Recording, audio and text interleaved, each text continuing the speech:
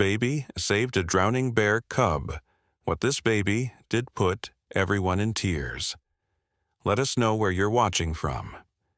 If you love my content, consider supporting it with a super thanks. Also, don't forget to like and subscribe. It'll help us to remain in touch with amazing people like you. The sweet scent of pine hung in the air as the afternoon sun cast golden ribbons through the forest canopy. At the edge of Willow Creek, where the rushing water carved through the wilderness, stood a small wooden cabin. Its weathered logs told stories of many seasons, the windows gleaming like friendly eyes watching over the peaceful scene. Inside the cabin, 15-month-old Oliver Harper played on a hand-woven rug, his chubby fingers stacking wooden blocks that his father Noah had carved during the long winter months. Oliver's giggles filled the cozy space as the blocks tumbled down again and again. His mother, Emma, hummed softly while folding freshly washed clothes, occasionally glancing at her son with eyes full of love. "Look at you, building towers to the sky," Emma said with a smile, as Oliver babbled excitedly in response, his bright blue eyes wide with wonder and determination. The cabin's door stood slightly ajar, letting in the gentle summer breeze and the soothing sounds of nature.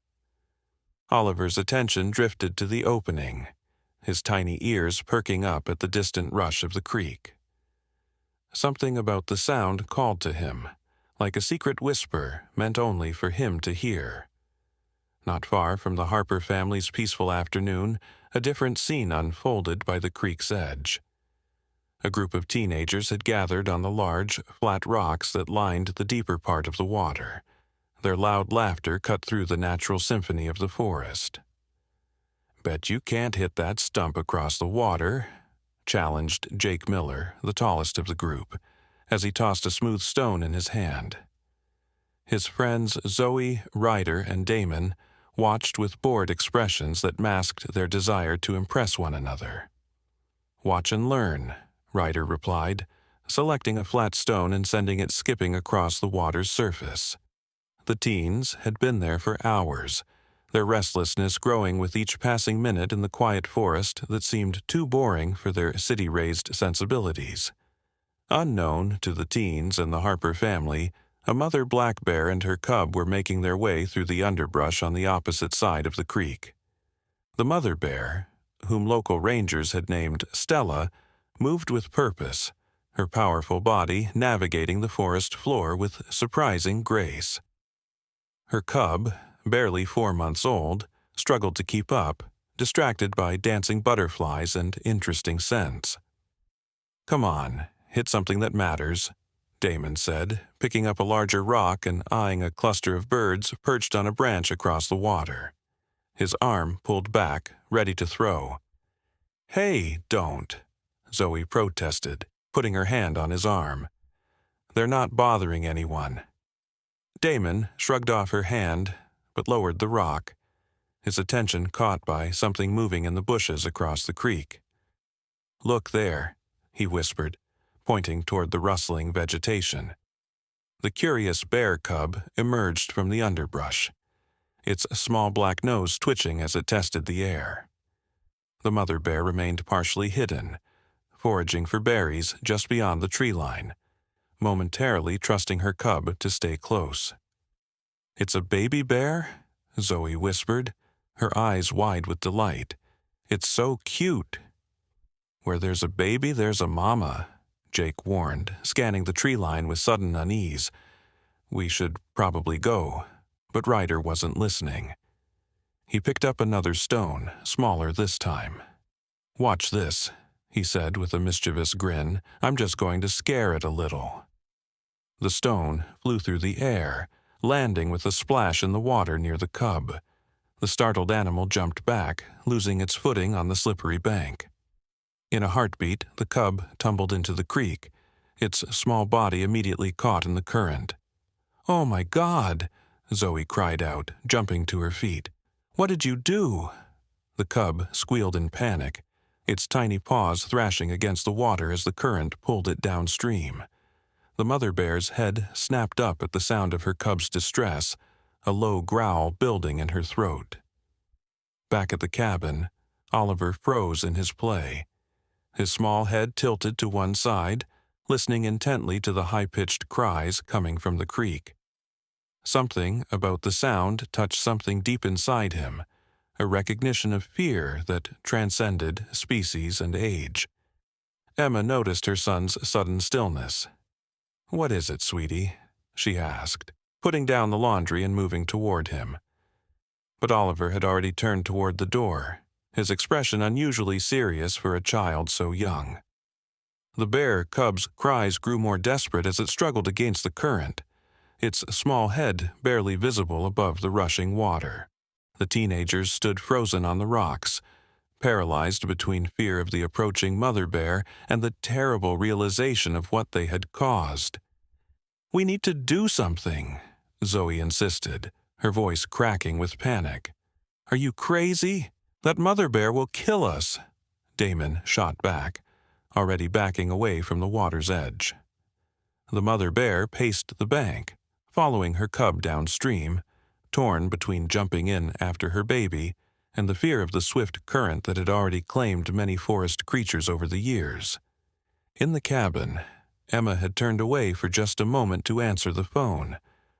Oliver, seized by an instinct he couldn't possibly understand, took advantage of the unlatched door. His small hands pushed against the wood, and the door swung open wider. With determination in every movement, he crawled out onto the porch and then down the 3 wooden steps to the soft earth below. No one noticed the small boy making his way toward the creek, drawn by cries that sounded so much like his own when he was scared or hurt. Oliver moved with singular purpose, his bare feet padding across the grass, guided by something beyond his young understanding. The sun caught in his wispy blonde hair as he toddled closer to the water's edge, unaware of the drama unfolding just downstream, unaware of how his innocent journey was about to change everything. Oliver's small feet pressed into the soft, cool earth as he made his way toward the creek. Each step brought him closer to the desperate cries that tugged at his heart.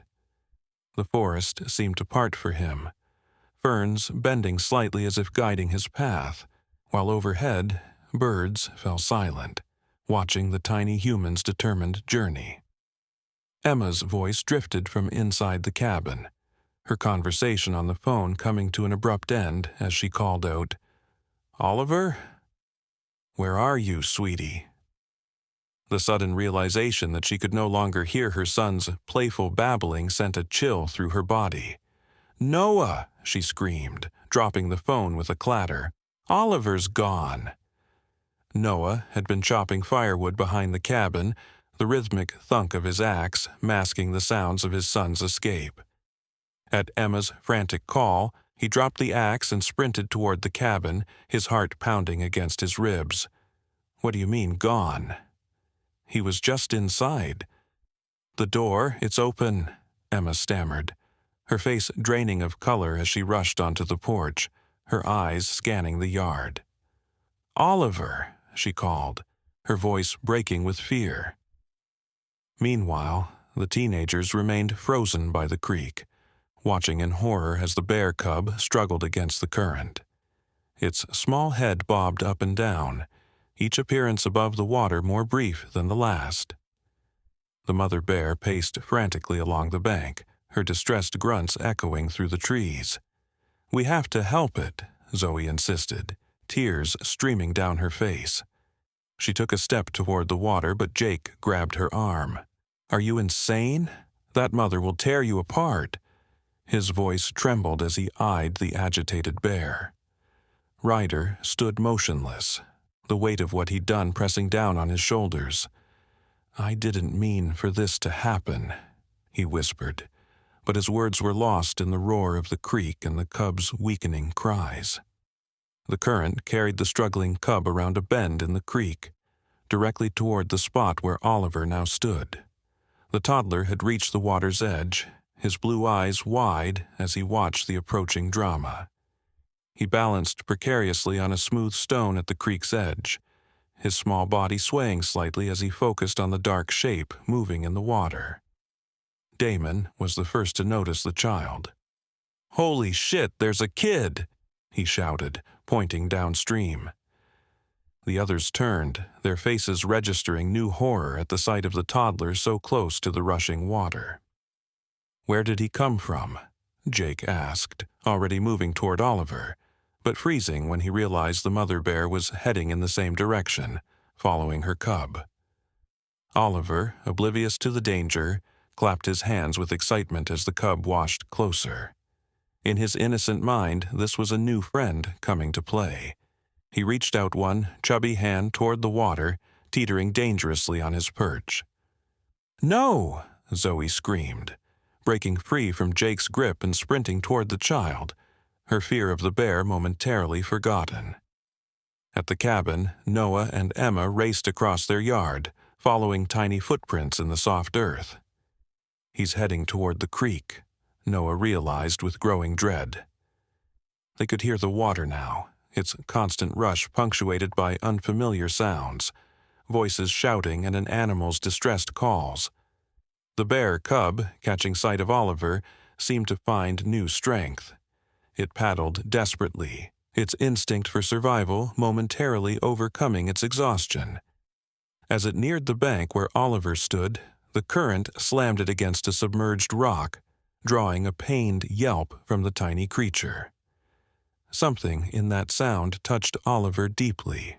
His face crumpled in empathy, and tears welled in his eyes. Without hesitation, he lowered himself to his knees and extended his arm further, his fingers stretching toward the struggling cub. "Kid, no!" Ryder shouted, finally breaking from his paralysis and racing after Zoe, but they were still too far away to reach Oliver before disaster struck. The mother bear heard her cub's cry and charged forward with renewed determination, crashing through the underbrush toward Oliver. Her powerful muscles rippled beneath her thick fur as she closed the distance with alarming speed. What happened next seemed to unfold in slow motion for everyone watching. Oliver, with the fearless compassion only a child could possess, leaned forward, reaching for the bear cub. His movement shifted his weight too far, and he slipped from the stone, tumbling toward the water with a startled cry. "Oliver!" Emma's scream tore through the forest as she and Noah emerged from the trees just in time to see their son fall. But fate intervened in the form of a gnarled tree root that protruded from the bank. Oliver's overall strap caught on the root, suspending him just above the water's surface, his feet dangling inches from the rushing current. And there, directly beneath him, the bear cub struggled to keep its head above water, its strength nearly gone.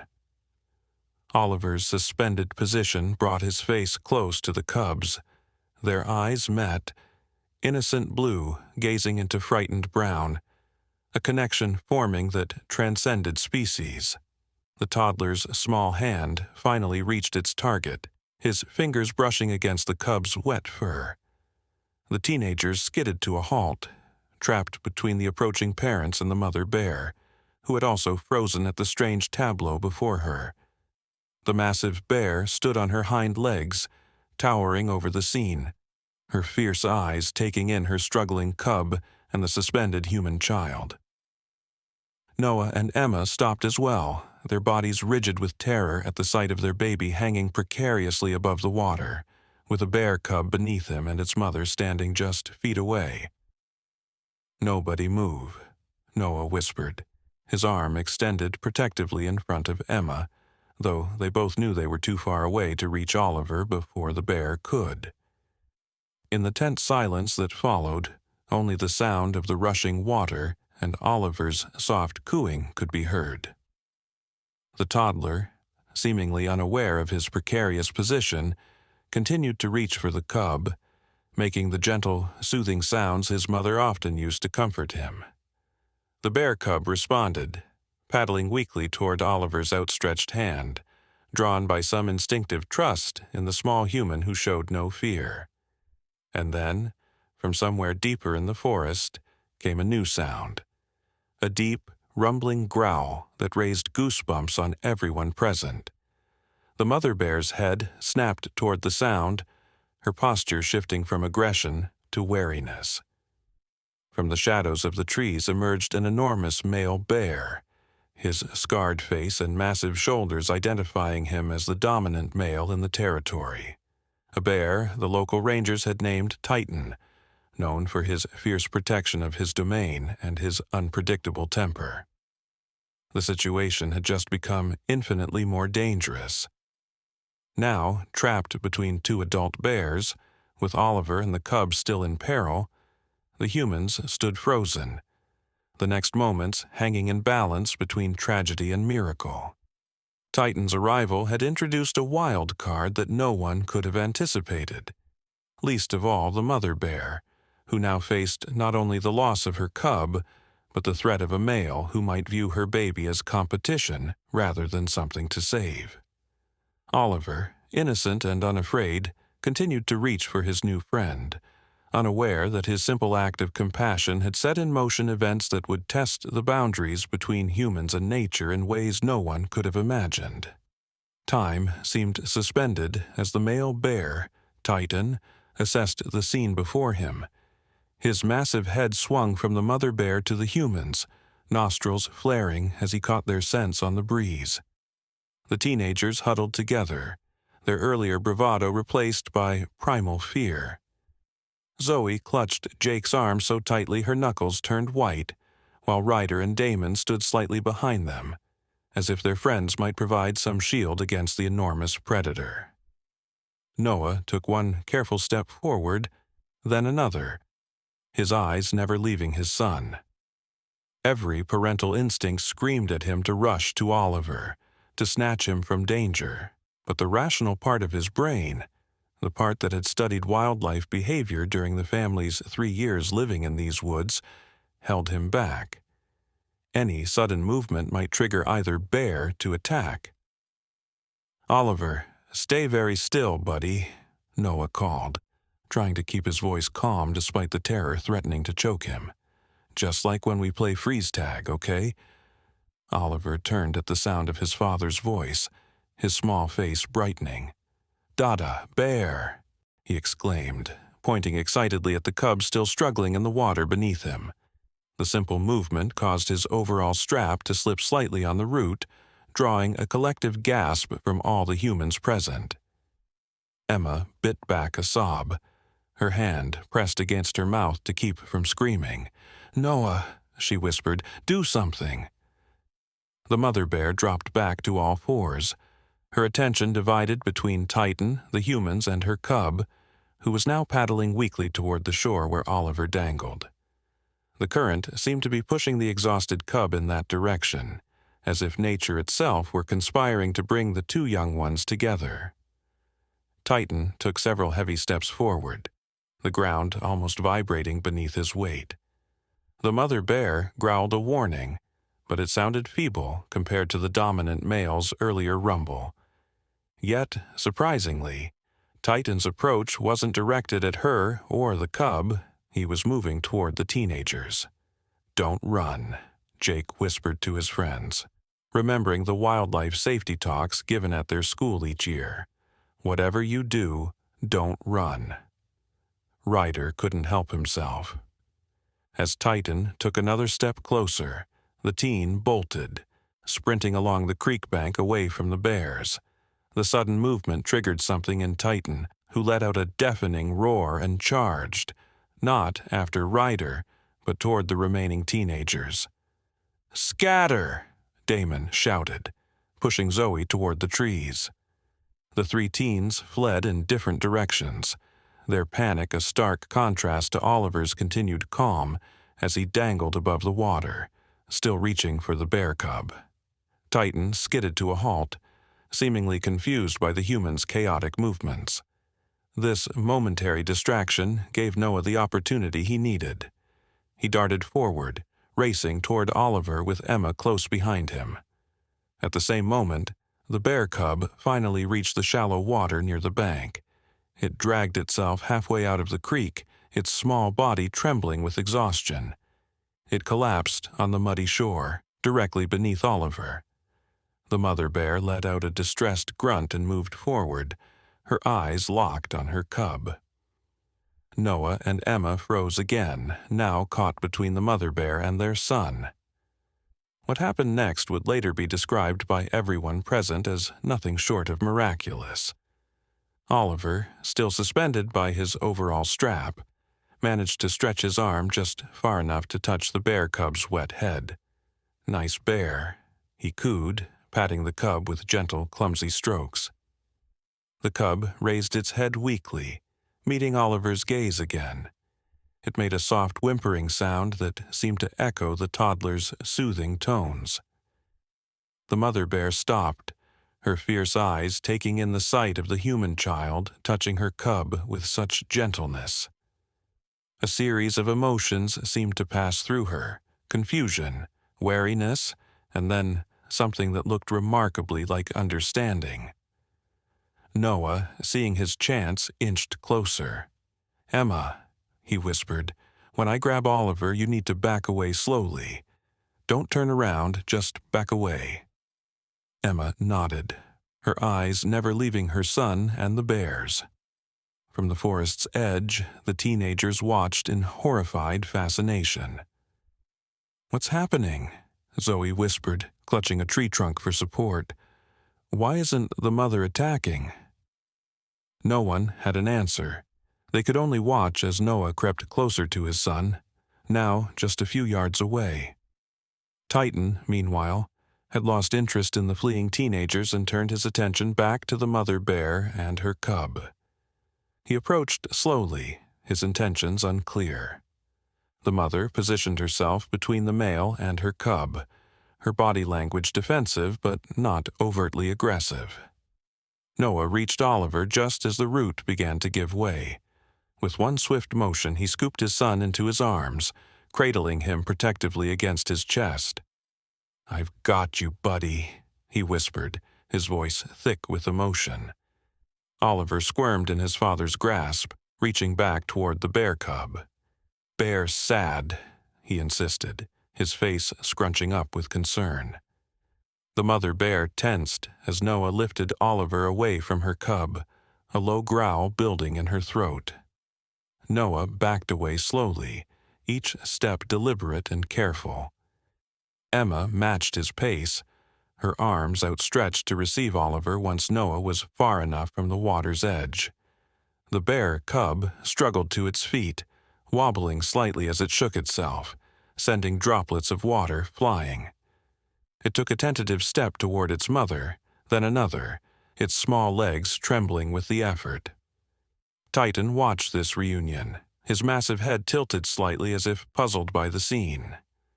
Then, to everyone's astonishment, he turned and lumbered back into the forest, disappearing as suddenly as he had arrived. The mother bear nudged her cub gently, guiding it away from the water and the humans. She cast one last glance at Oliver, still squirming in Noah's arms, before leading her baby into the protective cover of the trees. As the bears vanished into the forest, the tension broke. Emma burst into tears, rushing forward to wrap her arms around Noah and Oliver. "Oh my God," she sobbed, pressing kisses to Oliver's damp hair. "My baby, my sweet baby." The teenagers emerged cautiously from their hiding places, converging on the family with expressions of disbelief and awe. "That was—" Jake began, but words failed him. "I've never seen anything like it," Zoe finished, wiping tears from her cheeks. "That little boy, the way he reached for the cub, and the mother bear just let him." Ryder hung back, shame etched into his features. "I'm so sorry," he said finally, his voice barely audible over the sound of the creek. "This is all my fault. I threw that stone, I made the cub fall in." Noah turned to face the teenagers, his expression stern but not angry. "What you did was thoughtless and dangerous," he said, adjusting his hold on Oliver, who was beginning to fuss, still trying to look back toward where the bears had disappeared. "But right now, I'm just grateful everyone is safe." Emma wasn't as forgiving. "You could have killed that cub," she said, her voice trembling with residual fear and anger. "And my son, my baby could have—" She couldn't finish the sentence. The horror of what might have happened too great to put into words. Damon stepped forward, his usual bravado completely gone. "We'll report ourselves to the ranger station," he said quietly. "Tell them what happened." "I think that's a good idea," Noah agreed, starting to walk back toward the cabin. "And maybe next time you're out here, you'll remember that this is their home, not a playground for your amusement." As the family made their way back to the cabin, Oliver's small hand reached out over his father's shoulder, waving goodbye to the forest and the creatures within it. "Bye-bye, bear," he called, a smile brightening his tear-streaked face. None of them noticed the small figure watching from the edge of the trees. The bear cub, standing beside its mother, both of them silently observing the human's departure. And none of them could have guessed how this strange encounter would forever change the relationship between the Harper family and the wild creatures that shared their forest home. What they also couldn't know was that this was just the beginning, that the bond formed between a human child and a bear cub on this extraordinary day would be tested in ways none of them could imagine, as seasons changed and new dangers emerged in the wilderness they all called home. 3 weeks passed since the incident at the creek. Life at the Harper cabin had returned to a semblance of normalcy, though Emma kept a much closer eye on Oliver, rarely letting him out of her sight. Noah had reinforced the cabin door with a latch placed high enough that Oliver couldn't reach it, even if he dragged his wooden blocks over to stand on. The story of Oliver's encounter with the bear cub had spread through the nearby town of Pine Ridge, growing more fantastic with each retelling. By the time it reached the local newspaper, the tale included Oliver speaking to the bears in their own language, and the mother bear bowing to him in gratitude. Noah had declined all interview requests, protective of his family's privacy, and concerned about Oliver being labeled in ways that might follow him throughout his life in the small community. Ranger Mackenzie Sullivan, a veteran wildlife officer with 20 years of experience in these mountains, had visited the cabin several times since the incident. Initially, her concern had been for the family's safety, fearing the bears might return. But as she observed the forest surrounding the Harper property, her focus shifted. "It's the strangest thing," she said to Noah one evening as they stood on the porch, watching the sunset paint the sky in brilliant oranges and pinks. "That mother and cub have been seen repeatedly at the edge of your property, never coming too close, just watching." Noah sipped his coffee, his brow furrowed. "Is that normal behavior for bears?" Mackenzie shook her head, her gray-streaked ponytail swinging with the movement. "Not in my experience. Bears typically avoid human habitation unless there's food involved. But these two, it's almost like they're curious about you, especially about Oliver."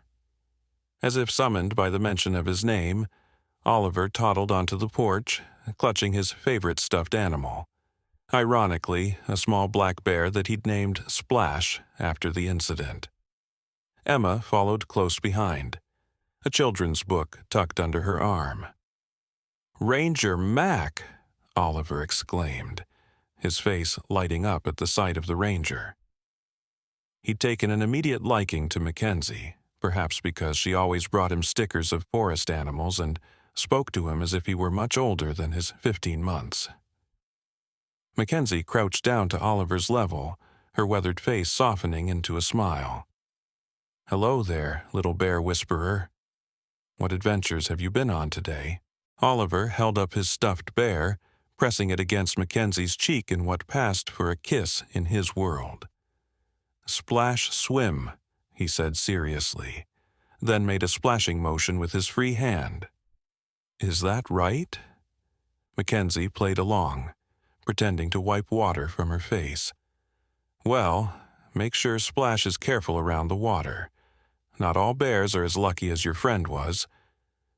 Emma tensed slightly at the reference to the incident, but Oliver just nodded solemnly, as if taking the advice to heart.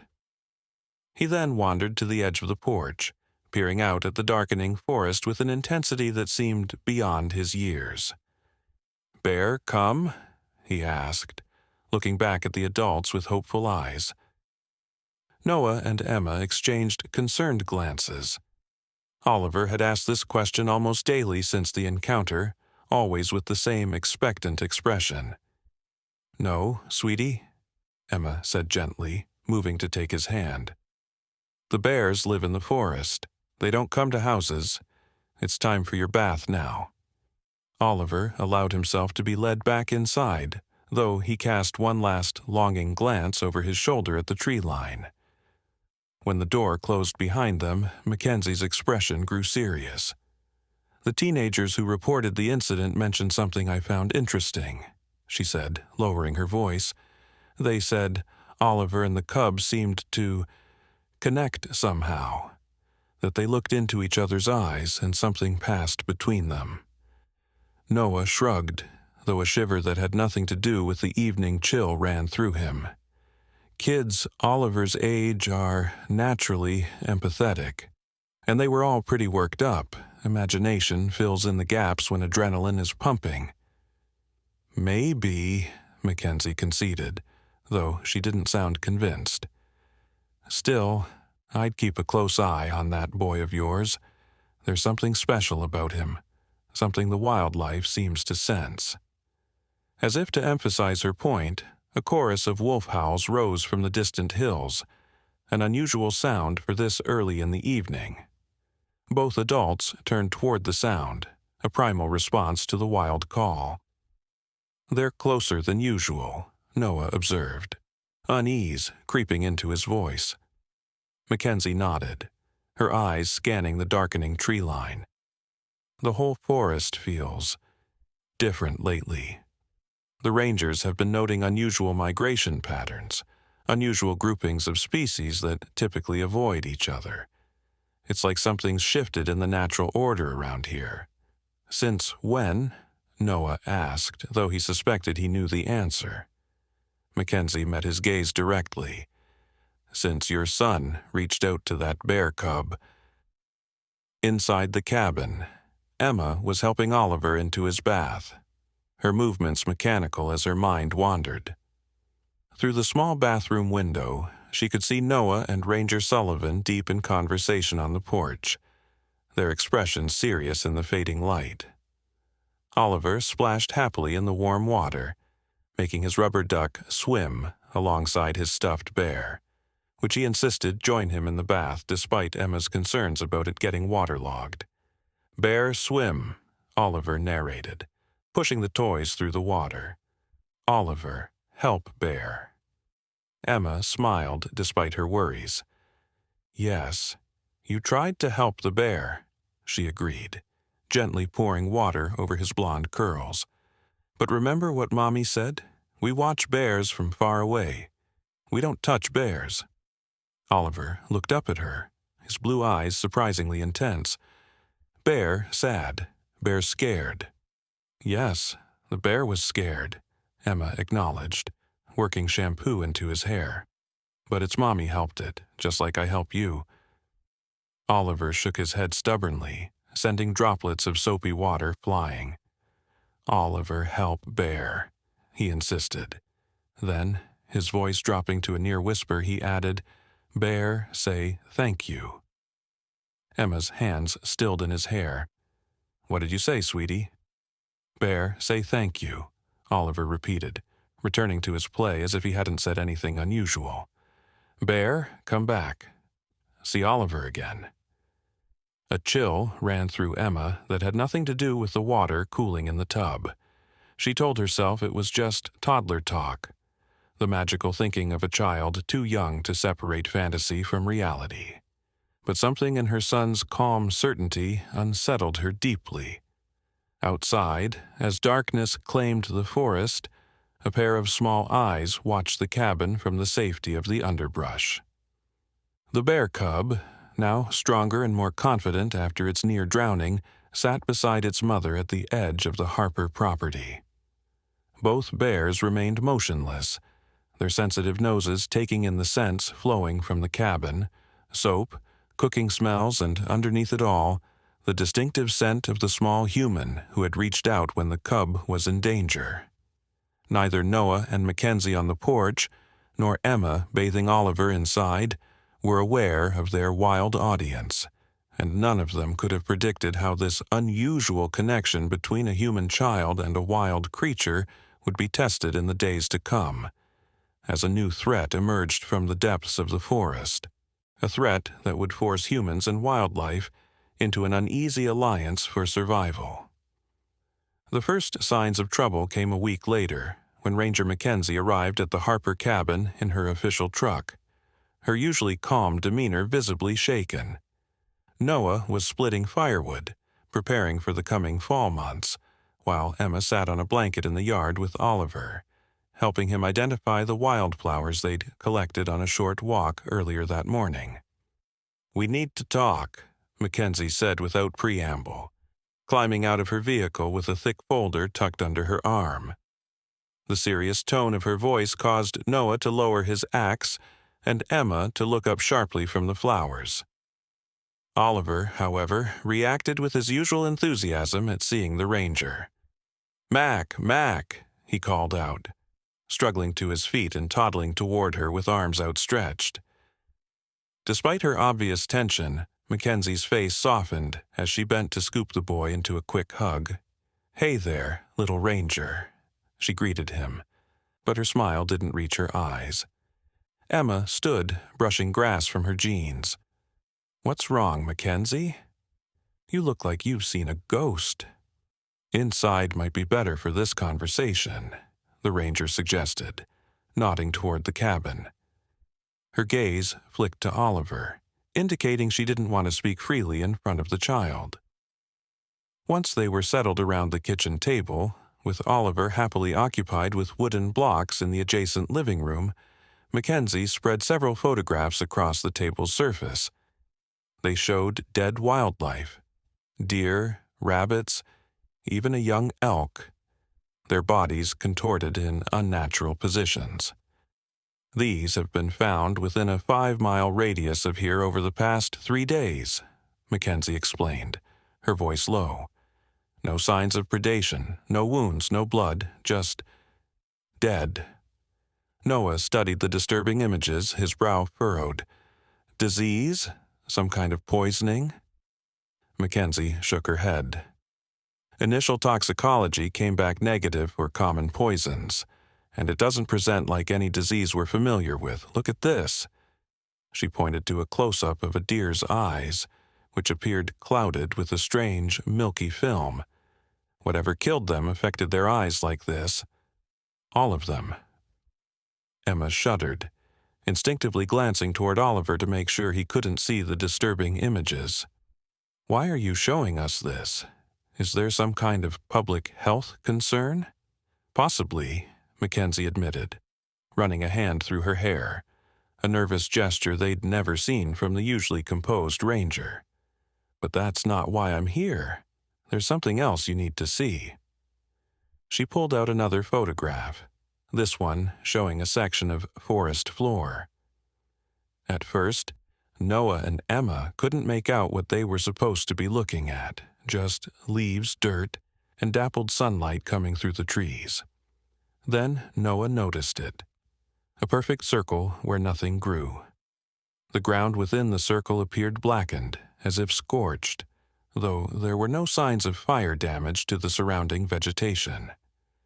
"We've found 3 of these so far," Mackenzie said, tapping the photo. "Always near the animal remains, and always with these." She produced a final photograph showing strange tracks pressed into the mud at the edge of one of the circles. Neither human nor any wildlife known to the region. The prints were oddly elongated, with what appeared to be 5 pointed digits splayed at unnatural angles. "What the hell are those?" Noah asked, leaning closer to study the image. "That," Mackenzie said grimly, "is what I'd like to know. 20 years in these mountains and I've never seen anything like them." Emma pushed the photographs away, her face pale. "Why bring this to us? This seems like something for your department, maybe the CDC if it's a disease outbreak." Mackenzie hesitated, choosing her words carefully. "Because one of these circles was found just a quarter mile from your property line, and because—" She paused, seeming reluctant to continue. "Because what?" Noah pressed. "Because the strangest part of all this is the behavior of the local wildlife. They're acting organized. Predator and prey species moving together, as if they're fleeing from something, and they seem to be congregating in one area." "Let me guess," Noah said, his voice flat. "Around our property." Mackenzie nodded. "Centered almost exactly on your cabin. Bears, wolves, deer, even smaller creatures like foxes and rabbits, all gathering in these woods." She gestured toward their surrounding forest. "It's unprecedented." From the living room came the sound of Oliver's blocks toppling, followed by his delighted giggle. The adults turned to see him crawling toward the window, where he pressed his small hands against the glass, gazing out at the forest with that same intense expression they'd noticed before. "Bear come," he said clearly, not turning around. "Bear scared." The 3 adults exchanged uneasy glances. Emma was the first to move, crossing quickly to Oliver and lifting him away from the window. "Just playing pretend," she said with forced cheerfulness, though her hands trembled slightly as she held her son. But Mackenzie wasn't so sure. She moved to the window, peering out at the seemingly peaceful forest. "I wouldn't be so certain," she said quietly. "My trail cameras have captured images of your bear and cub at the edge of your clearing almost every day this week. Always watching, never approaching." Noah joined her at the window. "You think there's some connection between whatever's killing the animals and the bear's behavior?" Mackenzie turned to face him, her expression grave.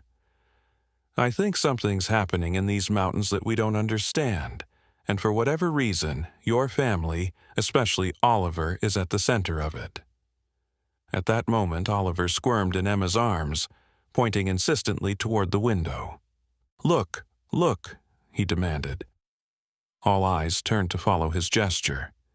There, at the very edge of the tree line, stood the mother bear and her cub. They made no move to come closer, simply standing side by side, watching the cabin with what could only be described as purposeful intent. "They've never come this close in daylight," Mackenzie whispered, instinctively reaching for the tranquilizer gun she kept in her vehicle for wildlife emergencies. "This isn't normal behavior." Noah laid a restraining hand on her arm. "Wait, they're not acting aggressive."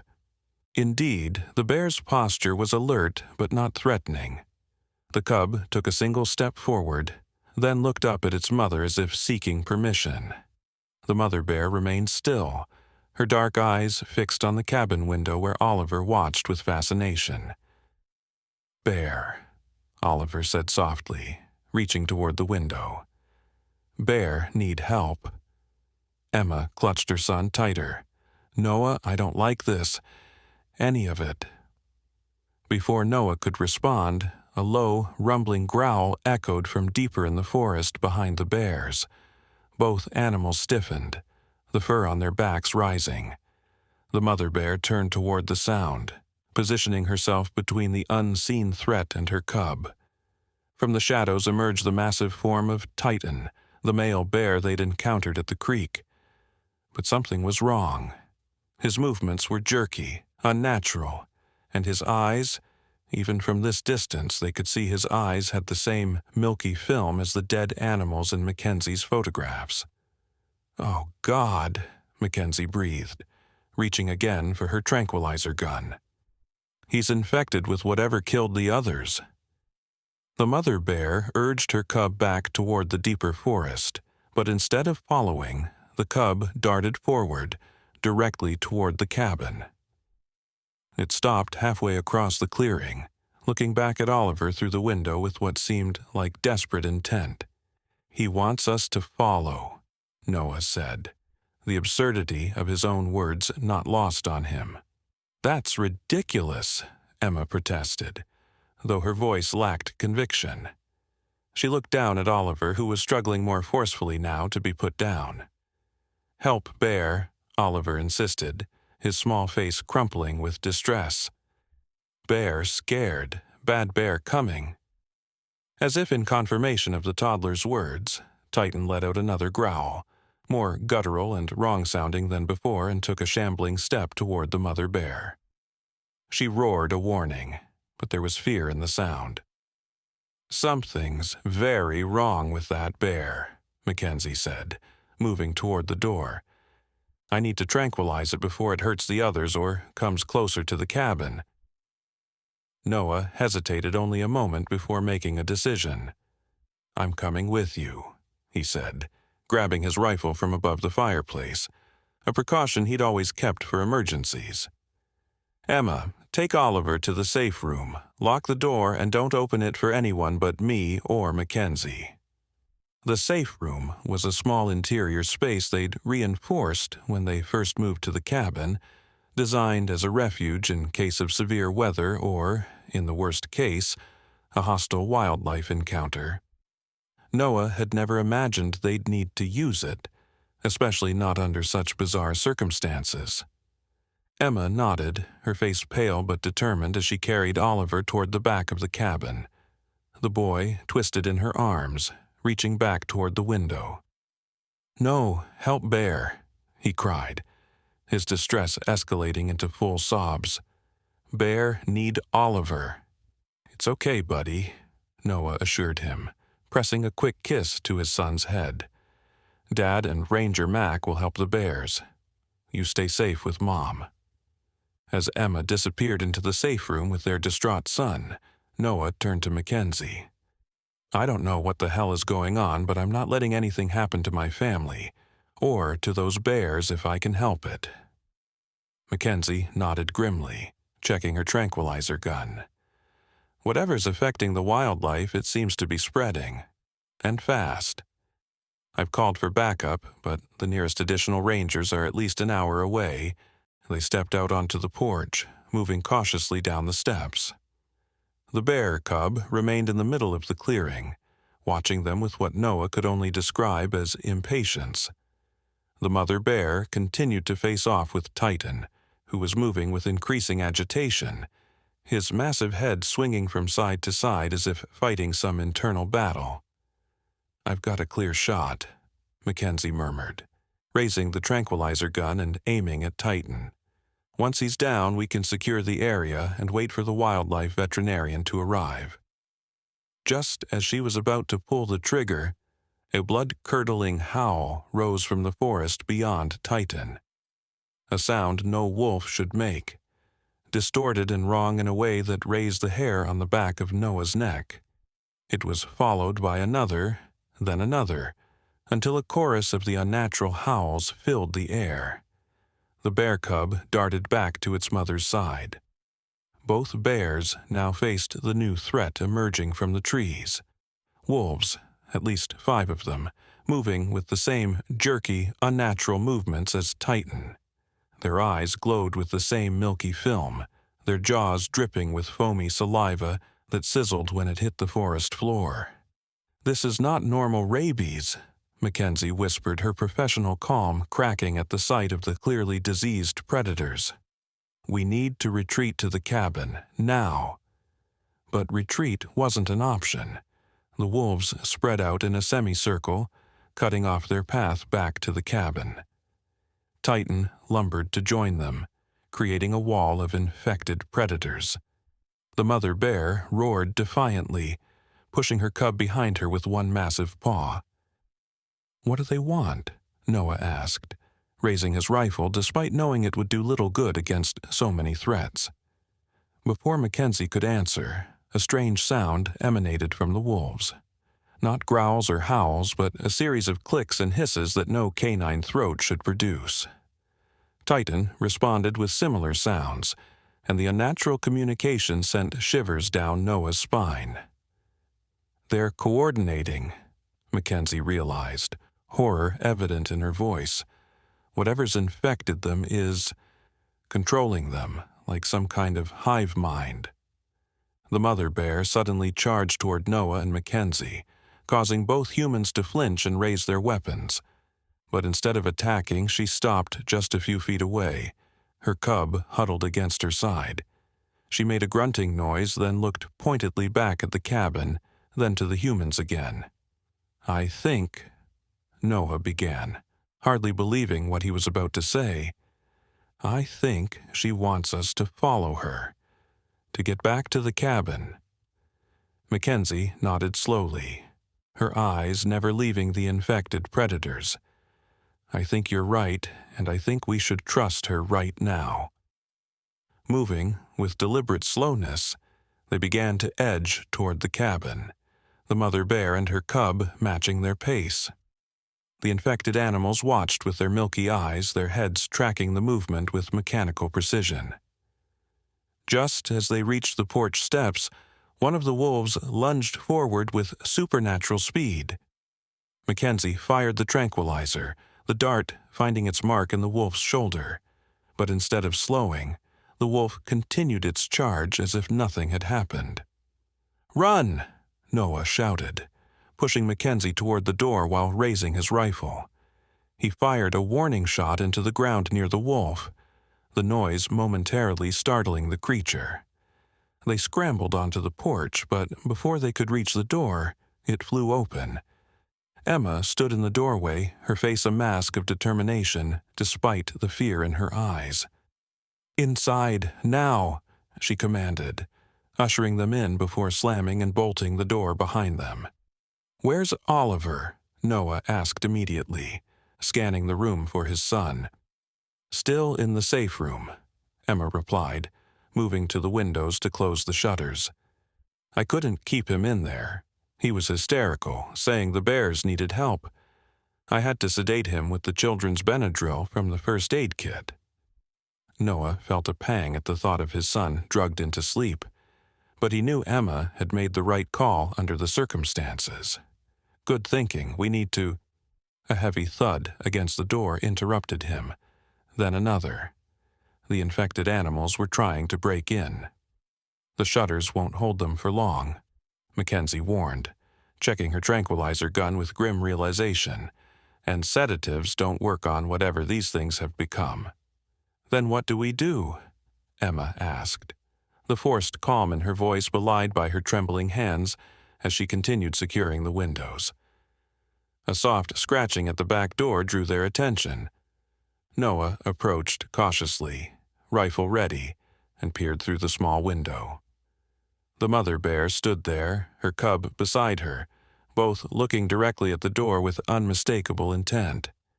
"They followed us around the cabin," Noah said in disbelief. "They want in." "Are you insane?" Emma hissed. "We're not letting bears into our home." "They're not acting like ordinary bears," Mackenzie pointed out, joining Noah at the window. "Something's happening here that goes beyond normal wildlife behavior. They seem to be helping us." Another violent crash against the front door emphasized their limited options. Wood splintered, and they knew the door wouldn't withstand many more impacts. Noah made a decision. "I'm letting them in. They're running from the same thing we are." Before Emma could protest, he unbolted the back door and swung it open. The mother bear entered cautiously, her massive body somehow less threatening than the infected predators outside. The cub scampered in behind her, immediately heading for the hallway that led to the safe room where Oliver was sleeping. "No, wait," Emma started, moving to intercept the cub, but Noah held her back. "Let's see what happens," he said softly, though his hand tightened on the rifle. The front door shuddered again, a crack appearing down its center. Mackenzie positioned herself to face it, her tranquilizer gun replaced with the service pistol she carried as a last resort. The bear cub reached the safe room door and scratched at it gently, making soft whimpering sounds. The mother bear remained in the main room, her attention focused on the weakening front door, positioning herself between the threat and the hallway where her cub and Oliver were. "They're protecting him," Emma whispered, realization dawning on her face. "They're here for Oliver." Before any of them could react further, a crash from the kitchen signaled another breach. One of the infected wolves had smashed through a window, sending glass and wooden shutters flying. It landed in a crouch, its unnatural movements more evident up close as it turned its milky eyes toward them. The mother bear roared, charging the wolf with surprising speed for her size. The two predators collided in a fury of fur and teeth, the kitchen table shattering beneath their combined weight. "The front door's going," Mackenzie warned as the wood began to splinter more severely. Noah made a split-second decision. "Emma, get the safe room open. Get Oliver. We're making a run for Mackenzie's truck." Emma hesitated only a moment before dashing down the hallway. The bear cub moved aside as she fumbled with the safe room lock, her hands shaking so badly she dropped the key twice before managing to insert it. In the kitchen, the mother bear had pinned the wolf, her powerful jaws clamped around its throat. But instead of blood, a strange, iridescent fluid oozed from the wound, a fluid that seemed to move with purpose, trying to flow up the bear's snout. The bear shook her head violently, releasing the wolf and backing away from the writhing fluid. The front door finally gave way with a deafening crack. Titan's massive form filled the doorway, his milky eyes finding Noah and Mackenzie immediately. Behind him, more wolves crowded, their unnatural clicking sounds building to a crescendo. Emma emerged from the safe room, carrying a still drowsy Oliver. The toddler's head rested on her shoulder, his small body limp with medicated sleep. The bear cub followed close behind her, its attention fixed on Oliver. "We need to go, now," Noah said, backing toward the kitchen where the back door still stood open. The mother bear had retreated from the wounded wolf, which was now rising, the iridescent fluid reabsorbing into its body. The bear positioned herself near the hallway, creating a barrier between the infected predators and the humans. Mackenzie reached the back door first, her gun trained on the front entrance where Titan was struggling to force his bulk through the doorway. "We'll have to make a run for my truck.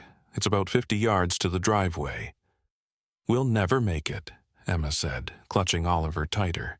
"Not with all of them out there." The mother bear suddenly made a series of grunting sounds, nudging her cub toward the back door. The cub darted outside, then looked back expectantly. "I think they want us to follow them," Noah realized. "Maybe they know another way out." Emma looked skeptical, but another crash from the front room as Titan finally broke through decided the matter. "Okay," she agreed, "but if this goes wrong—" "It's already wrong," Noah pointed out grimly, ushering her toward the door. "This is our best chance." They slipped out the back door, Noah taking Oliver from Emma's arms to free her movement. The bear cub immediately trotted toward the dense forest behind the cabin, looking back repeatedly to ensure they were following. The mother bear emerged last, pulling the door closed behind her with a surprising display of intelligence. She joined them, urging them toward the forest with grunting noises and nudges of her massive head. "This is insane," Mackenzie muttered, but she followed nonetheless, keeping her gun ready as they plunged into the underbrush. Behind them, the sounds of destruction continued as the infected animals ransacked the cabin, searching for prey that was no longer. The forest closed around them, the thick vegetation slowing their progress, but also concealing them from view. The bear cub moved with confidence, leading them along what appeared to be a game trail winding deeper into the woods. The mother bear brought up the rear, occasionally stopping to listen for pursuit. Oliver stirred in Noah's arms, his small face scrunching up as he fought the effects of the sedative. "Bear," he murmured, his eyes still closed. "Bear helping." Noah exchanged a look with Emma over their son's head. There was no logical explanation for what was happening, for the bear's behavior, for the infection affecting the other animals, for Oliver's apparent connection to it all. Yet here they were, following wild bears through the forest, trusting creatures that by all rights should be considered dangerous predators. After nearly 20 minutes of silent travel, the cub veered off the trail toward a rocky outcropping. It disappeared behind a curtain of hanging vines, the mother bear urging them to follow with impatient grunts. Mackenzie went first, pushing aside the vines to reveal a narrow opening in the rock face, a cave entrance hidden by the vegetation. "Are we seriously considering going in there?" she whispered. A distant howl answered her question. The infected wolves had picked up their trail. The sound was closer than expected, their pursuers moving with unnatural speed through the forest. "I don't think we have much choice," Noah replied, already ducking into the opening, with Oliver held securely against his chest. The cave entrance opened into a surprisingly large chamber, dim light filtering through small cracks in the ceiling. What shocked them all into momentary silence was not the cave itself, but its occupants. Within the space, arranged in what could only be described as a deliberate manner, were animals of various species. A small herd of deer, several foxes, a family of raccoons, and even a majestic elk standing proudly at the back of the chamber. None showed fear of the bears or the humans, merely watching with alert, intelligent eyes as they entered. "What the hell?" Mackenzie breathed, her professional experience providing no framework for what she was seeing. The mother bear moved to the center of the chamber and made a series of grunts and woofs.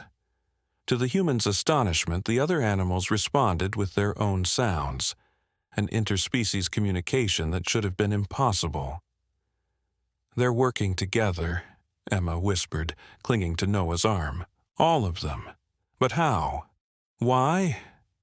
Oliver fully awakened then, his head lifting from Noah's shoulder. His eyes widened as he took in the gathering of animals, but instead of fear, his face showed recognition and delight. "Animals!" he exclaimed happily, pointing around the cave. "Oliver's animals!" The cub approached, sitting directly in front of Noah and looking up at Oliver with what could only be described as expectation. Oliver squirmed to be put down, and after a moment's hesitation, Noah carefully set his son on his feet, keeping a protective hand on his shoulder. What happened next would change their understanding of the natural world forever. Oliver toddled forward to the bear cub, and, with the innocent confidence of a child who knows no better, wrapped his arms around the wild animal's neck in a hug. The cub nuzzled against him, making soft rumbling sounds that seemed almost like purring. "This isn't possible," Mackenzie whispered, her scientific mind struggling to process what she was seeing. "Wild animals don't behave this way. They don't cooperate across species. They don't seek out humans for help, and they certainly don't allow a toddler to hug them." Yet the evidence was right before their eyes. Oliver released the cub and moved among the gathered animals with complete confidence, patting a deer's nose here, stroking a fox's head there. None showed any aggression or fear, all accepting the child's touch as if it were the most natural thing in the world.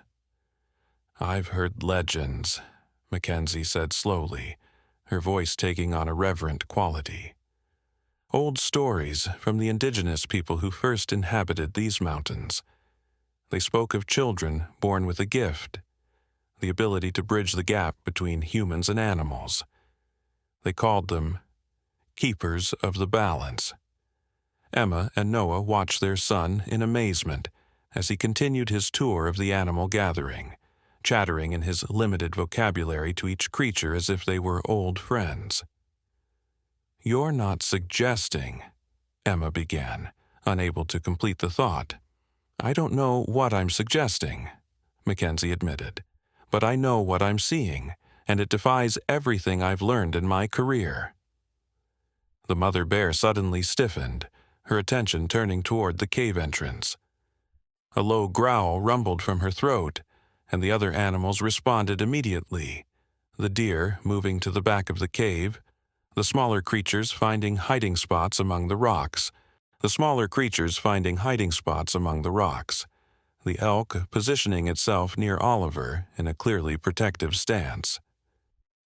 "They're coming," Noah warned, raising his rifle. "The infected ones found us." Oliver turned at the change in atmosphere, his small face growing serious. He walked back to his parents with deliberate steps, his expression far too grave for a child his age.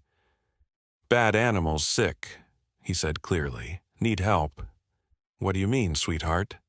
Emma asked, kneeling to his level despite the tension of the moment. "How are they sick?"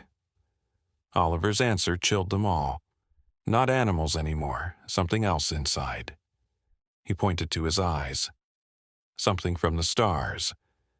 The adults exchanged alarmed glances. How could a 15-month-old child possibly conceive of such a concept, let alone articulate it? "Oliver," Noah said carefully. "How do you know that?" Oliver pointed to the bear cub. "Bear showed me in my head." He tapped his temple with one small finger. "When I touched Bear in water, Bear put pictures in my head." Before they could process this extraordinary statement, scrabbling sounds came from the cave entrance. The mother bear moved to block it, her massive form a living barrier against whatever approached. "We need a plan," Mackenzie said urgently. "If these animals are being controlled by some kind of infection, and it's spreading, we need to contain it." "How?" Emma demanded. "We're trapped in a cave with wild animals, being hunted by other wild animals that are apparently possessed by something. What? Alien?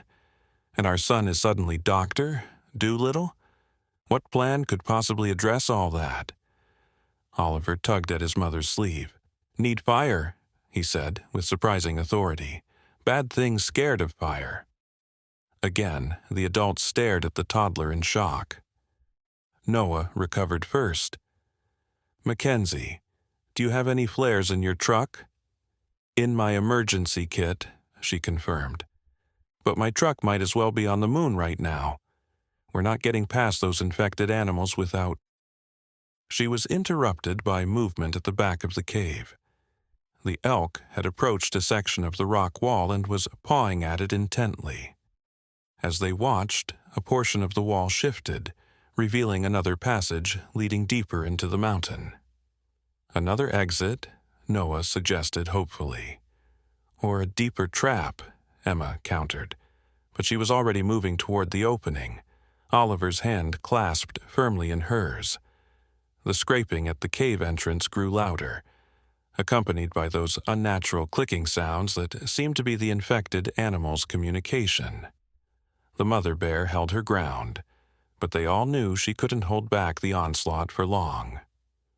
"We don't have much choice," Mackenzie decided, gesturing toward the newly revealed passage. "Let's go." Noah hesitated. "What about the bears?" "And the other animals? We can't just leave them to face those things." As if understanding his concern, the mother bear grunted to her cub, who immediately bounded toward the passage. The other animals began moving in that direction as well, filing into the narrow tunnel with surprising coordination. "I think they're coming with us," Emma said, wonder mixing with the fear in her voice. They entered the passage, Noah bringing up the rear with one last glance at the mother bear still guarding the entrance. She met his eyes briefly, and he could have sworn he saw something there. Intelligence, purpose, perhaps even sacrifice. The passage sloped upward, winding through the mountain in what felt like a carefully planned route rather than a natural formation. The animals moved with confidence, the bear cub staying close to Oliver while the other creatures maintained an orderly progression. "Do you think the bears made this?" Emma whispered to Mackenzie as they climbed. The ranger shook her head. "Bears don't dig tunnels like this.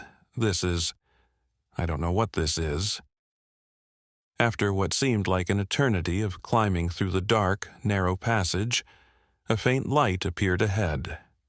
The bear cub increased its pace, leading Oliver and the humans toward the light with newfound urgency.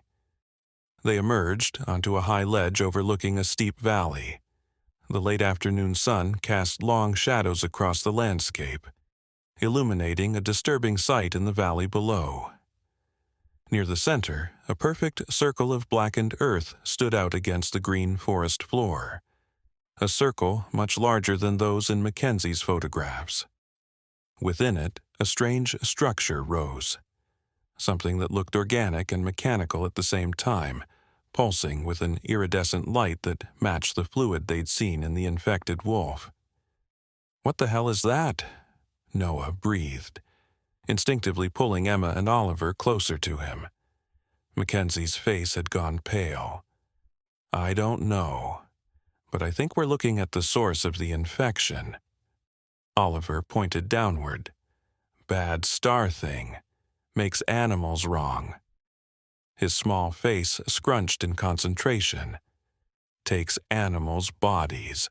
"An invasion," Emma whispered, the impossible truth dawning on her. "Not with ships and weapons, but through the wildlife." Noah stared at the structure, his mind racing.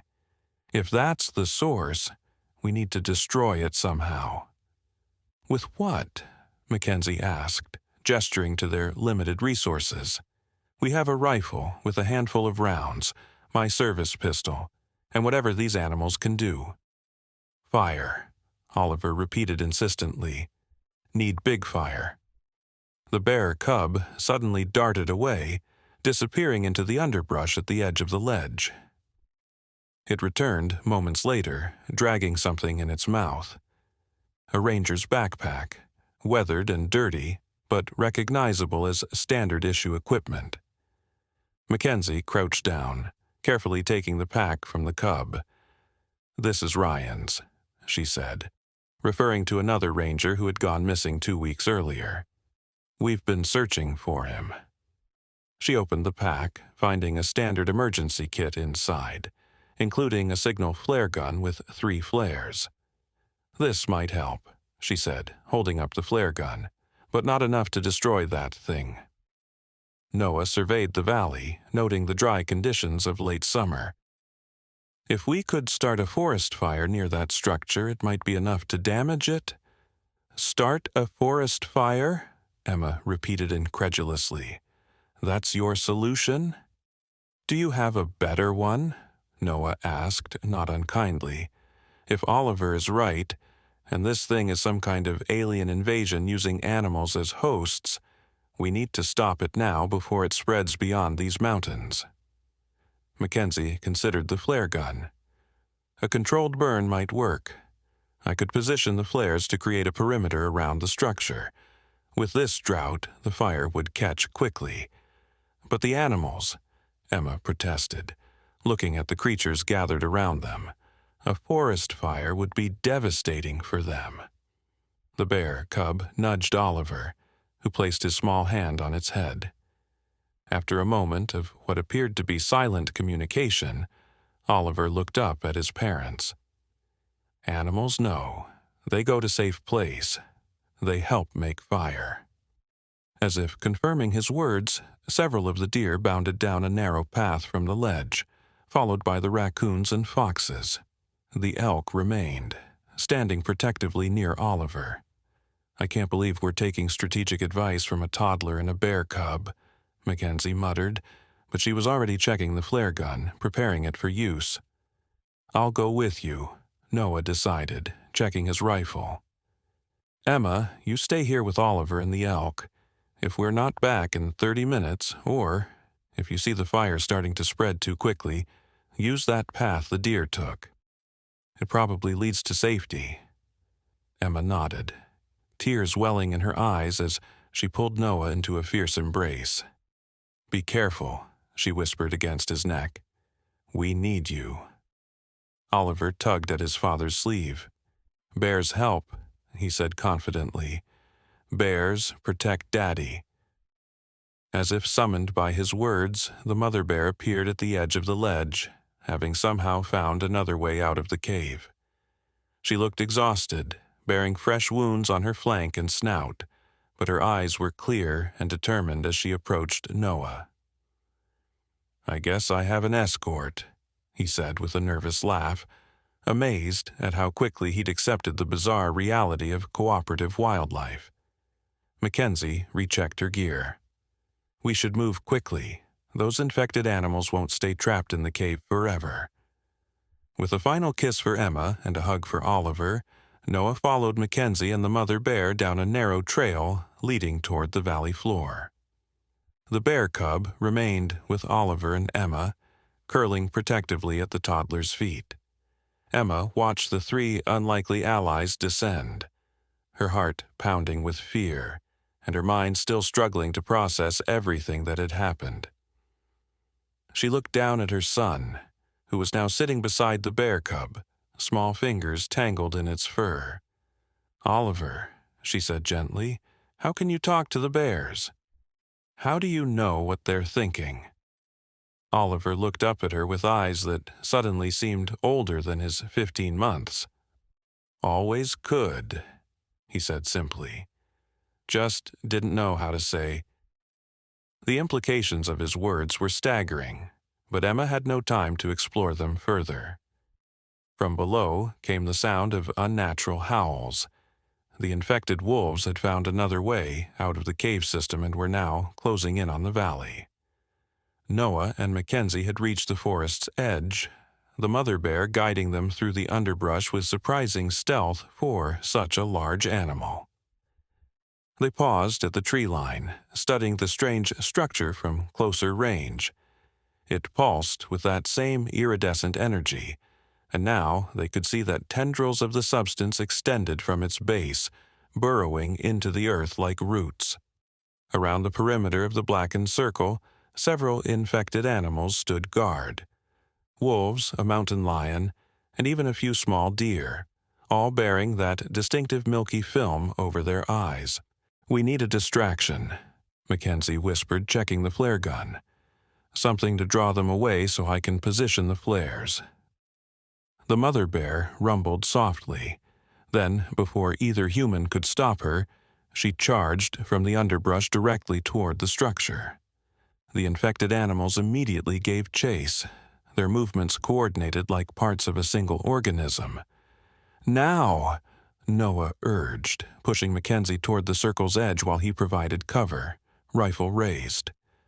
Mackenzie raced to the first position, firing a flare into a particularly dry thicket near the structure. The red-hot projectile ignited the vegetation immediately, flames leaping upward with hungry intensity. She moved clockwise around the circle, preparing to launch the second flare. The mother bear led the infected animals on a weaving chase through the trees, always staying just out of reach but never so far ahead that they lost interest in the pursuit. Noah marveled at her intelligence as he tracked Mackenzie's progress, ready to provide covering fire if needed. From their vantage point on the ledge, Emma and Oliver watched the scene unfold. The bright arc of the first flare had drawn Oliver's attention, and he clapped his hands in excitement as the flames began to spread. "Fire hurt, bad star thing," he said with satisfaction. "Make it go away."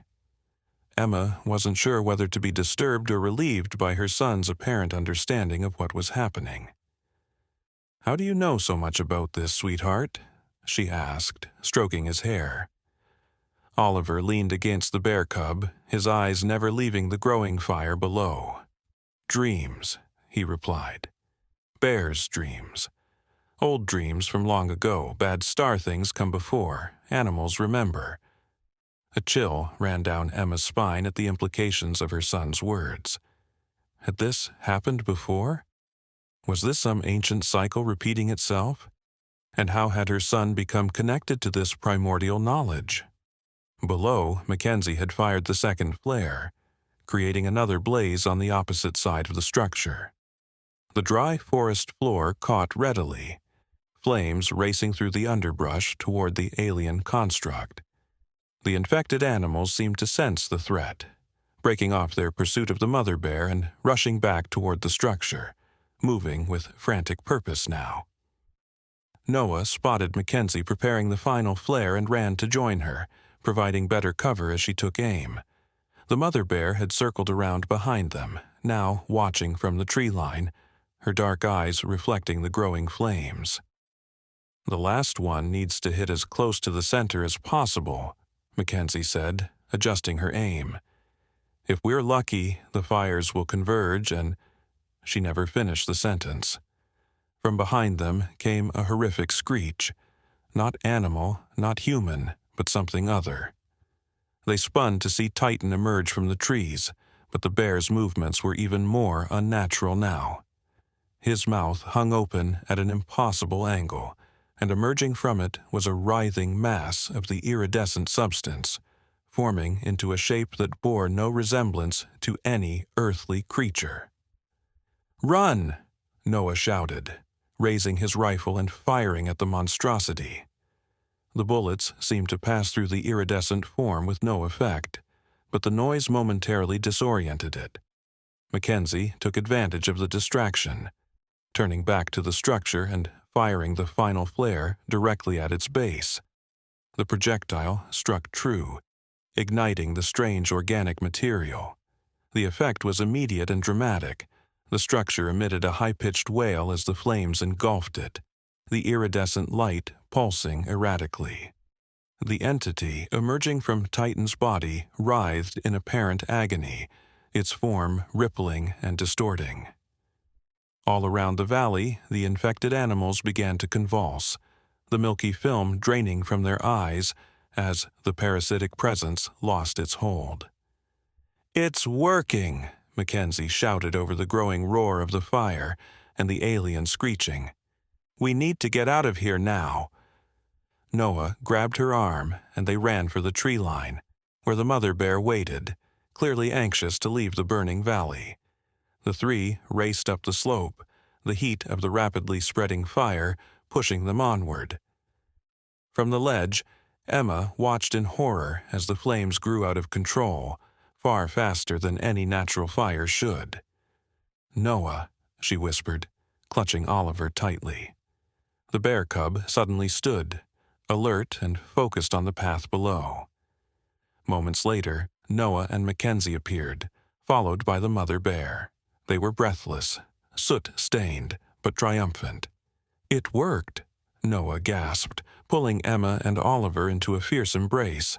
"That thing, whatever it was, the fire destroyed it. But the forest," Emma said, looking out at the spreading flames with dismay. Mackenzie shook her head. "We need to get to higher ground. Now, this fire is moving faster than anything I've ever seen." As they prepared to move, Oliver pulled away from his parents and walked to the edge of the ledge, the bear cub at his side. He raised his small hands toward the sky and closed his eyes, his face a mask of concentration that seemed impossible for a child so young. "Oliver, come on, we have to go," Emma urged, reaching for him. "Wait," Noah said, placing a restraining hand on her arm. "Look." Above them, clouds were gathering with unnatural speed, dark and heavy with rain. Thunder rumbled across the valley as the moisture-laden air responded to some unseen force. And then, as they watched in amazement, rain began to fall. First, a few heavy drops, then a downpour that drenched them all within seconds. That's not possible, Mackenzie breathed, staring at the rapidly gathering storm. Weather doesn't work like that. But the evidence was undeniable. The rain fell in a concentrated pattern, focused primarily over the burning valley, dousing the flames before they could spread beyond the blackened circle where the alien structure had stood. Oliver lowered his arms and turned back to his parents, swaying slightly with exhaustion. Noah rushed forward just in time to catch him as the boy collapsed. "Oliver!" Emma cried, kneeling beside them, her hands frantically checking her son's vital signs. "He's okay," Noah assured her, feeling Oliver's steady pulse. "I think he's just tired." The mother bear approached, pushing her nose gently against Oliver's limp hand. The bear cub whimpered, circling the humans with obvious concern. "What just happened?" Mackenzie asked, her ranger's certainty about the natural world shaken to its core. Did he make it rain?" Emma stroked her son's damp hair, love and fear mingling in her expression. "I don't think Oliver did it alone," she said quietly, watching as the mother bear continued to nuzzle the unconscious child. "I think somehow he connected with something older, something that knows how to keep the balance." Below them, the rain continued to fall on the smoldering remains of the alien structure. The blackened circle was slowly being washed clean, returning to the earth as if the invasion had never happened. The infected animals that had survived lay on the ground, the parasitic entity flushed from their bodies by the fire and rain, slowly returning to their natural state. Noah lifted Oliver into his arms, cradling him protectively. "We should get him back home." "The cabin's probably destroyed," Emma reminded him, the reality of their situation settling in despite the miracle they'd just witnessed. "My truck might still be intact," Mackenzie offered. "If we can reach it, I can get us to town." The mother bear suddenly lifted her head, alert to some new presence. They all tensed, fearing another threat, but the bear's posture wasn't aggressive, merely attentive. From the path the deer had taken emerged a figure, human, male, dressed in tattered ranger's clothing.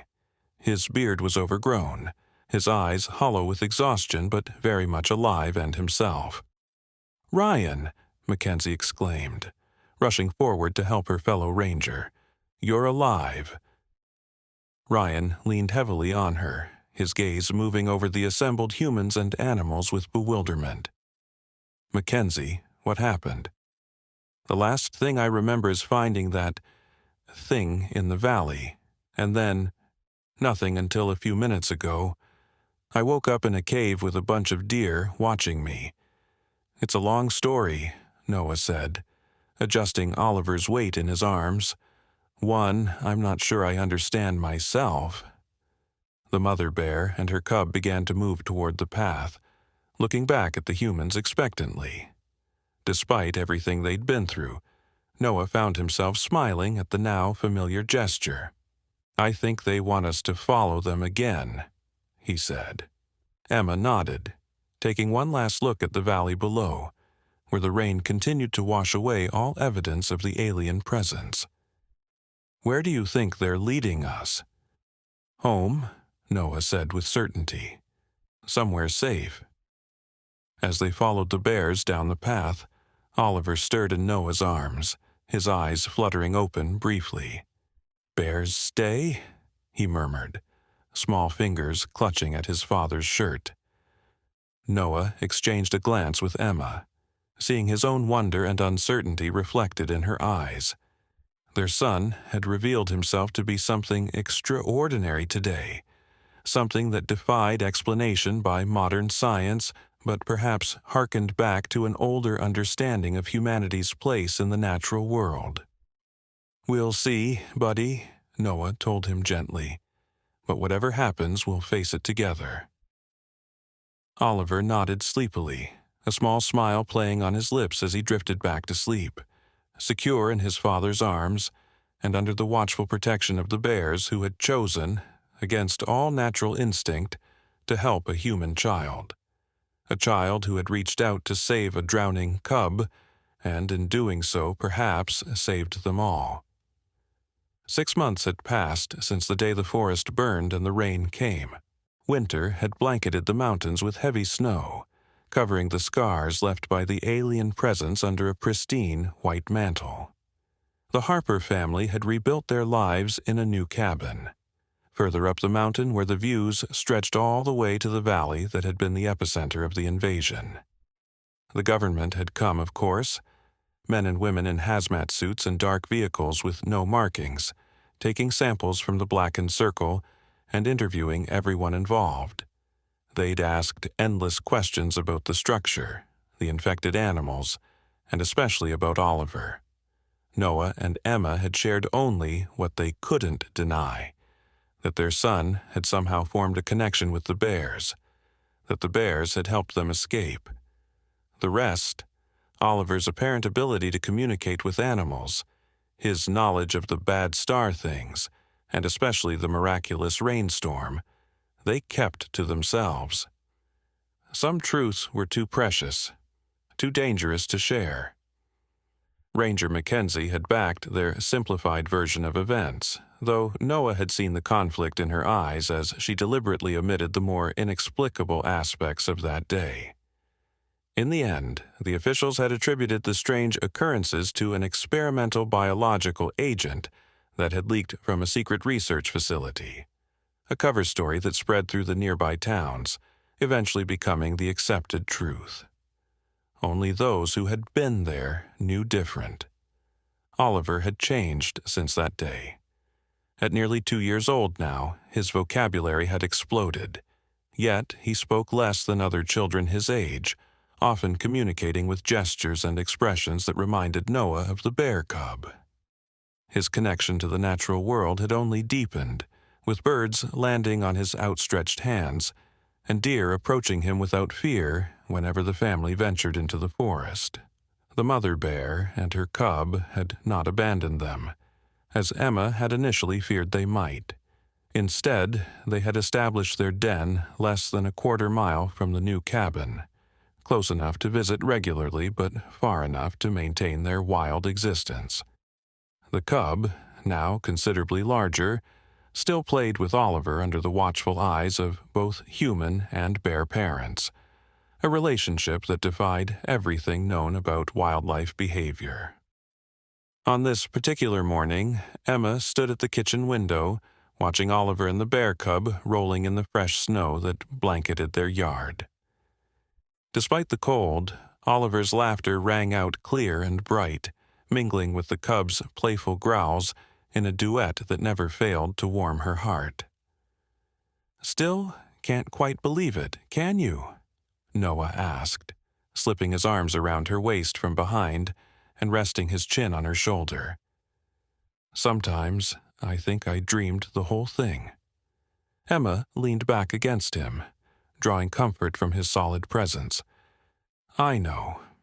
If we didn't have them as living proof," she nodded toward the playing pair outside, "I'd wonder if we all shared some mass hallucination." Noah chuckled, though there was a hint of wonder in the sound. Ranger Mac called this morning. She said there have been more sightings of cooperative wildlife behavior throughout the region. Different species traveling together, predators and prey coexisting without conflict. Whatever Oliver started that day, it seems to be spreading. "Balance," Emma murmured, remembering Oliver's words from that extraordinary day. He's restoring some kind of balance.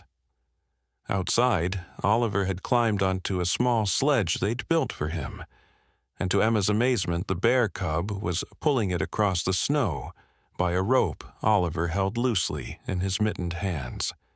The mother bear watched from the edge of the trees, her massive body relaxed, steam rising from her nostrils in the cold air. "Do you ever worry about what this means for his future?" Emma asked softly. "A child who can communicate with animals, who might have abilities we can't even comprehend, How will he fit into the world? Noah was quiet for a long moment, considering. I think maybe he's not meant to fit into the world as it is, he finally replied. Maybe he's meant to change it. Before Emma could respond, a knock sounded at their door. 3 sharp raps that caused them both to tense. They weren't expecting visitors, and few people ventured this far up the mountain, especially in winter. Noah moved to answer it, hand automatically reaching for the rifle he kept near the door, a habit formed since the invasion. Emma called Oliver inside, watching as he said something to the cub before sending it trotting back to its mother. Both bears disappeared into the trees, a precaution they seemed to understand was necessary when strangers approached.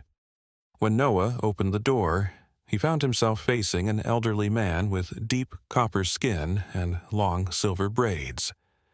Despite the cold, he wore only a light jacket over traditional Native American clothing, adorned with intricate beadwork that glittered in the winter sunlight. "Mr. Harper," the man said, his voice like smooth stones in a river. "My name is Joseph Running Bear. I am an elder of the Anishinaabe people. I believe we need to talk about your son." Noah hesitated, protective instincts flaring. How did this stranger know about Oliver? "I'm not sure what you mean," he said carefully. The elder's weathered face creased in a gentle smile. "You need not fear me. I am not here from your government or any other authority. I am here because the dreams have called me." He looked past Noah to where Oliver stood beside Emma in the hallway. The dreams of a child who speaks with bears. Something in the old man's calm certainty disarmed Noah's suspicion. He stepped back, opening the door wider. "Please, come in out of the cold."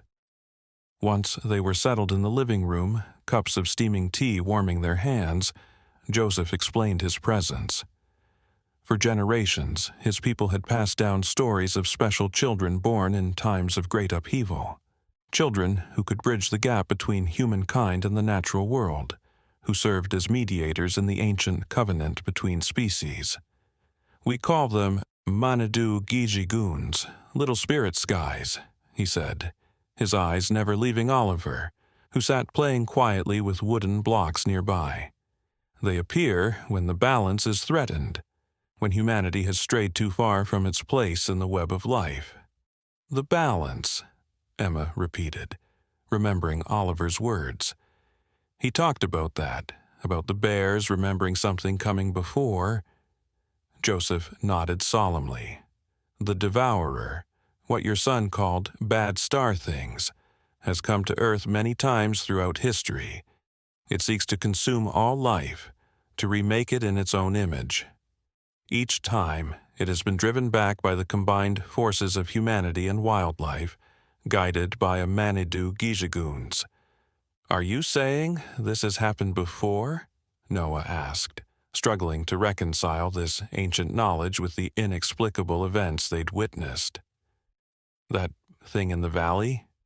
"Many times," Joseph confirmed, though not in living memory. "The last visitation was nearly 300 years ago, when my ancestor, a girl named Morning Dove, united the animals against the devourer. The stories say she called down the rain to cleanse the earth of its taint, just as your son did." Oliver looked up suddenly, as if recognizing something in the elder's words. He abandoned his blocks and approached Joseph, his small face solemn.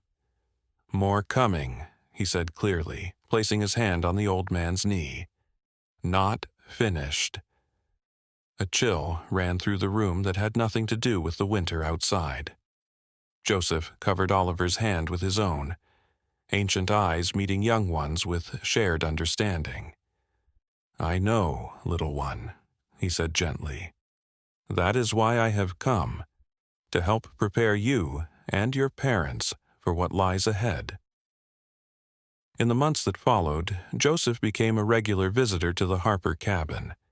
He taught Oliver the ancient songs that strengthened his connection to the animals, showed him how to focus his emerging abilities, and shared the wisdom his people had accumulated through centuries of coexistence with the natural world. Noah and Emma learned as well about their role as guardians of a Manitou Gijigoons, about the signs that would warn of the devourer's return, about the network of indigenous elders across the continent who had been watching the stars and reading the signs, waiting for the next child of balance to emerge. Spring came to the mountains, melting the snow and bringing new growth to the forest. The blackened circle in the valley was now covered with wildflowers, their vibrant colors a testament to nature's resilience. Oliver, now a confident 2-year-old, spent his days in the forest with an ever-growing entourage of animal companions. The bear cub, always at his side, joined by wolves, foxes, deer, and countless birds that seemed drawn to his gentle presence. On the summer solstice, Joseph led them to a hidden clearing deep in the forest. A perfect circle of ancient trees surrounding a small pool fed by a crystal-clear spring. Other elders were waiting there, having traveled from their respective nations across the country. With them came children, 7 in total, ranging from Oliver's age to about 10 years old. Each child was accompanied by an animal companion, a wolf pup, a young eagle, a spotted fawn, and others. "The circle is complete," Joseph announced as Oliver took his place among the other children. "For the first time in 3 centuries, the Manitou Gijigoons have gathered. The balance will be restored." As the adults watched in awe, the children formed a circle around the pool, joined by their animal companions. No words were spoken, no instructions given, yet they moved as one, guided by some shared understanding that transcended language or human teaching. Oliver and the bear cub stood at the northern point of the circle, representing the direction of wisdom and strength. The children raised their small hands toward the center of the pool, and the water began to glow with a soft blue light that illuminated their faces from below. Above them, the sky darkened as clouds gathered, echoing the phenomenon Noah and Emma had witnessed months before. But there was no rain this time, only a gentle breeze that carried the combined songs of the children, their voices blending with the calls of their animal companions in a harmony that seemed to resonate with the earth itself. "What's happening?" Emma whispered to Joseph, clutching Noah's hand tightly. The elder's face was serene, his eyes reflecting the blue glow from the pool. "They are strengthening the web," he explained, reinforcing the connections between all living things, preparing the Earth's defenses for the next incursion. "When?" Noah asked, unable to tear his gaze from his son, who looked both completely familiar and utterly transformed in the mystical light. "When will it come again?" "That is not for us to know," Joseph replied. "It could be tomorrow, or a decade from now, or not in your lifetime. But when it comes, the Manitou Gijigoons will be ready." As the ceremony concluded, the glow faded from the pool and the clouds dispersed, leaving the clearing bathed in golden sunlight. The children broke their circle, returning to their families with the innocent smiles and boundless energy of ordinary youngsters, as if the profound ritual they'd just performed had been nothing more than a game. Oliver ran to his parents, the bear cub loping at his heels. "Mama, Papa, I made new friends," he exclaimed, bubbling with excitement as he pointed to the other children. "They hear the animals, too, and Joseph says we're going to save the world." Emma knelt to embrace him, tears streaming down her face. "Oh, my brave, beautiful boy," she whispered, holding him close. "I believe you will." That night, as they prepared for the journey back to their cabin, Noah found Emma standing alone at the edge of the clearing, gazing up at the star-filled sky. He joined her in silence, slipping his arm around her waist in the gesture that had become their shared comfort. "Are you afraid?" he asked after a while, giving voice to the question that had hung between them for months. Emma considered this. watching as a shooting star traced a brilliant path across the heavens. "Not for us," she said finally, "but for Oliver. To place such a burden on a child seems cruel." "Joseph says it's not a burden but a gift," Noah reminded her, "and that the gift chose Oliver, not the other way around." "I know," Emma sighed, leaning into his embrace. "And when I see him with the bears, with all the animals, so fearless and full of joy, I can almost believe it is a gift. But what about his future, school, friends, a normal life?" Noah chuckled softly. "I think normal left our vocabulary the day our son tried to save a drowning bear cub and ended up recruiting the wildlife to fight alien invaders." "Despite herself," Emma laughed, the sound carrying across the peaceful clearing. "When you put it that way." "Besides," Noah continued, turning her to face him, "who's to say what his normal should be? Maybe this is exactly the life he was meant to live. Maybe our job isn't to make him fit our definition of normal, but to help him become whatever extraordinary thing he's destined to be." As they returned to where Oliver slept peacefully surrounded by his wild guardians, Emma realized that Noah was right. Their son's unusual gift had not only saved them from the invasion, but had opened their eyes to a deeper understanding of humanity's place in the natural world. The bond between Oliver and the bear cub had transcended the ancient boundaries between species, offering a glimpse of what might be possible if humans remembered their connection to all living things. In saving the bear cub that day at the creek, Oliver had set in motion events that might ultimately save much more.